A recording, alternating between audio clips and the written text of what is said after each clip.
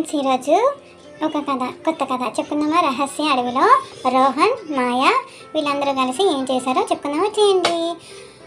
రోహన్ అనే యువకుడు తన కళాకృతి ప్రాణం పోసిన మాయా పెయింటింగ్ బ్రష్ను కనుగొన్నాడు. ఆ బ్రష్తో అతను తక్షణమే వికసించే శక్తివంతమైన పూలను, మధురమైన శ్రావ్యాలను, పాడే గంభీరమైన పక్షులను చిత్రించాడు. రోహన్ అడవిని అన్వేషించేటప్పుడు తారా అనే తెలివైన పాత చెట్టు కలిశాడు. అది అతనికి ప్రకృతి రహస్యాలను మరియు సృజనాత్మకత యొక్క మాయాజాలాన్ని నేర్పించింది. తర్వాత రోహన్ మరియు తారా చాలా త్వరగా స్నేహితులయ్యారు మరియు వారు కలిసి అడవి అన్వేషించారు. అందమైన కళను సృష్టించాడు మన రోహన్ మరియు అన్ని జీవుల యొక్క పరస్పర సంబంధం గురించి తెలుసుకున్నాడు. ఒకరోజు రోహన్ ఒక అద్భుతమైన డ్రాగన్ గీశాడు. తనకి డ్రాయింగ్ అంటే చాలా ఇష్టం కదా. అది ప్రాణం పోసుకొని ఆకాశంలో ఒక్క ఉత్కంఠభరితమైన సాహసయాత్రకు అతన్ని తీసుకెళ్ళింది. ఎందుకంటే మన డ్రాగన్ గీపోతడికి మనిషిని ఎక్కించుకొని ఒక్క గింతతోటి ఆకాశం అంతా విహరించిందనమాట. రోహన్ భయపడ్డాడు. ఆ తర్వాత కొన్ని రోజులకి సాహసయాత్రకు అతన్ని తీసుకెళ్ళింది కదా. వారు చెట్ల పైభాగాన నుండి పైకి ఎగురుతున్నప్పుడు తనలోని మాయాజాలని అన్లాక్ చేయడానికి తన ఊహే కీలకమని రోహన్ గ్రహించాడు. అంటే మన మేధాశక్తి ఎంత ఉంటుందంటే మన ఊహల్లో ఎగురుతాం కదా, అదనమాట.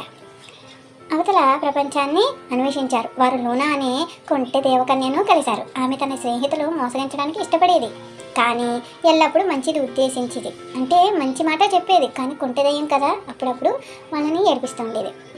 రోహన్కు తన ఊహశక్తి ఎలా ఉపయోగించాలో నేర్పింది మరియు త్వరలోనే అతను తన పెయింటింగ్ బ్రష్తో మొత్తం ప్రపంచాలను సృష్టించడం ప్రారంభించాడు. రోహన్ నేపథ్యం పెరిగే కొద్దీ అతని ఆత్మవిశ్వాసం కూడా పెరిగింది. అతను తన కళను గ్రామస్తులతో ప్రారంభించాడు.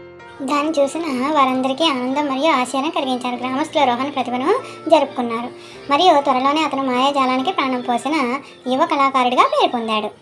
ఇది మన రోహన్ కళ గ్రామస్తులకు ఆనందాన్ని ఇస్తూనే ఉండగా, నిజమైన మాయాజాలం కేవలం పెయింటింగ్ బ్రష్తోనే మాత్రమే కాదని, ఇతరులతో తనకున్న సంబంధాలలో ఉందని అతను గ్రహించాడు. తారా, అక్షయ్ మరియు లోనా అతనికి స్నేహం, సృజనాత్మకత మరియు తనపై నమ్మకం యొక్క విలువలను నేర్పించారు. కృతజ్ఞతతో నిండిన హృదయాలతో రోహన్ తన కళను అవసరంలో ఉన్న వారికి సహాయం చేయడానికి, ప్రేమ, దయ మరియు ఆశ్చర్యాన్ని భూమి అంతటా వ్యాప్తి చేయడానికి ఉపయోగించాలని నిర్ణయించుకున్నారు.